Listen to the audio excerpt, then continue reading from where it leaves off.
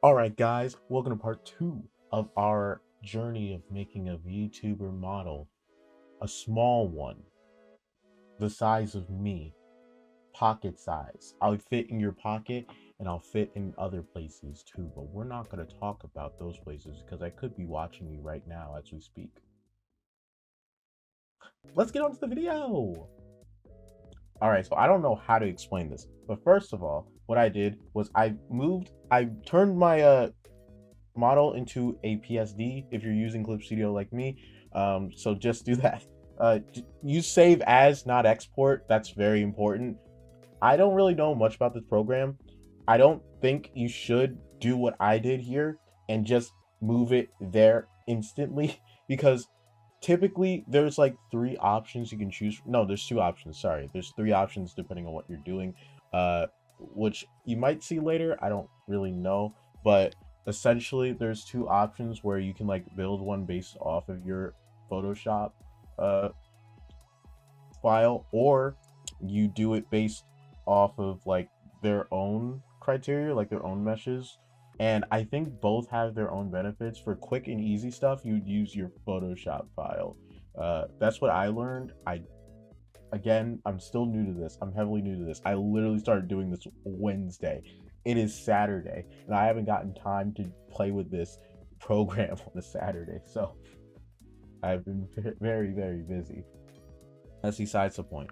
First of all, here we are working on the right and left feature. I was gonna do like right and left, up and down for this one this time, but I decided against it because, to be honest, actually no, I decided against it because the free version has highly limited stuff.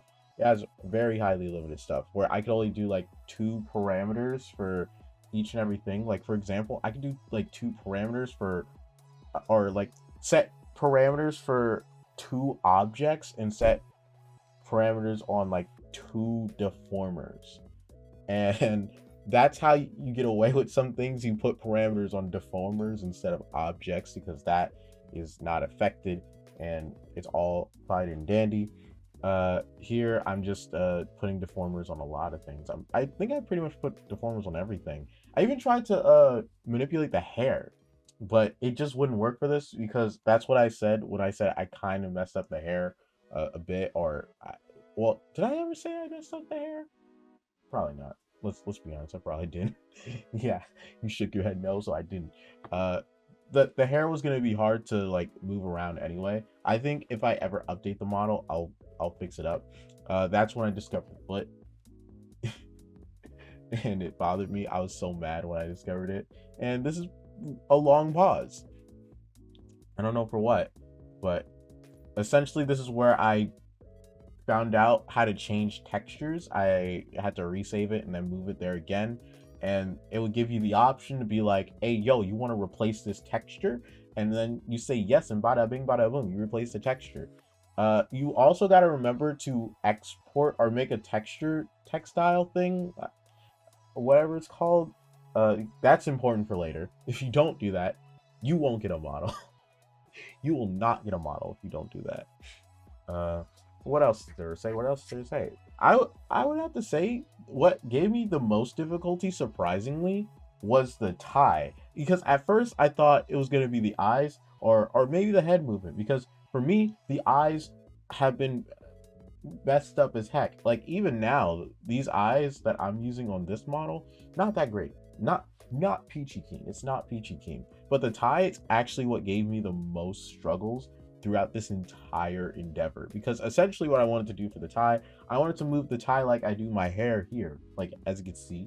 But the thing is, I don't know how to move clothes like that, or I just did something different on here for my hair, and I didn't do it on the clothes.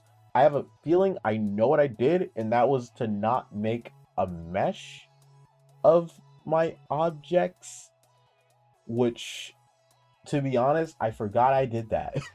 I totally forgot I made a mesh in the first place.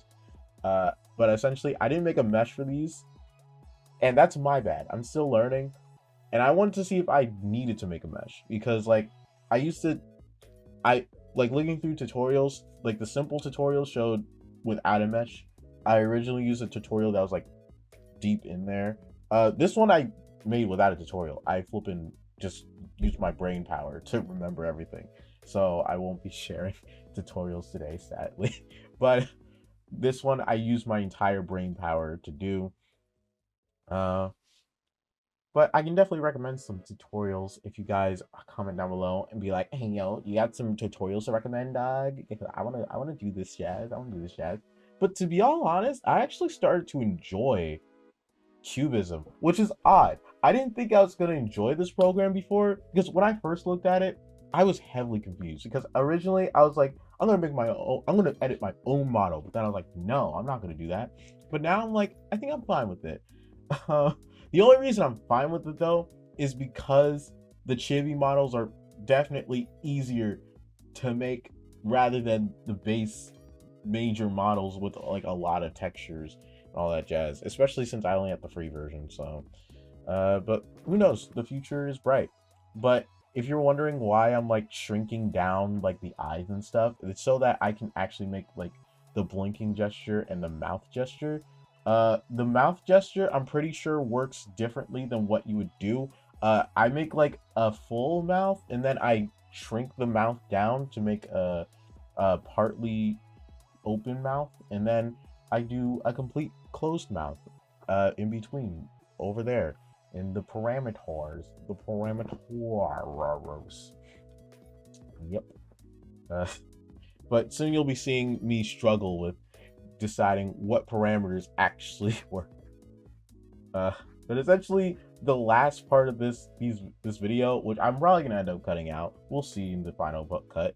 The last part of this video is just me trying to figure out how to make this tie move, and I think someday when I do like a more in-depth encounter of cubism, if I ever do a more in-depth encounter of cubism, because things tend to change. Things change a lot uh, in the span of a week for me. I'm just saying. One day I'm just doing journal art videos, and the next day I'm just doing gaming videos that I'm not hinting at whatsoever. But who knows, maybe someday I will be doing gaming videos and it'll be cool and you guys will enjoy it, and maybe just maybe I'll be funny, I'll be haha funny and play like video games like all the other YouTubers, all the other quirky YouTubers, haha hee ho. But that's besides the point. The point is, I look at this model and I'm like, hey yo, I made that. That's all that matters at the end of the day. I made that jazz. Did you make that jazz? No, you didn't make that jazz. I made it. I bled. My hands bled making this model. Not really. It didn't bleed. I don't bleed. I'm a slime. I'm half slime. My slime is literally my blood. But that's besides the point. The point is, I'm proud of this.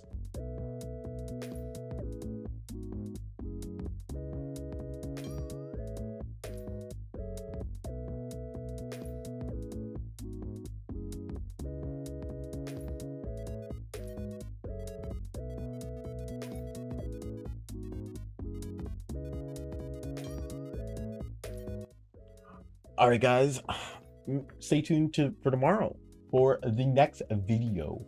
The next video will be about putting the files into Vtuber Studios. This one will actually be more like a tutorial, which is wild, right? I'm actually doing a tutorial this time around. But yeah, the next one will be more of a tutorial, and it will be me essentially moving the files onto Vtuber Studios. So please don't miss that. Like, comment, subscribe, all that, guys. Thank you so much for watching. Peace, pieces, Ulysses. Bye, guys. この番組はご覧のスポンサーの提供でお送りします。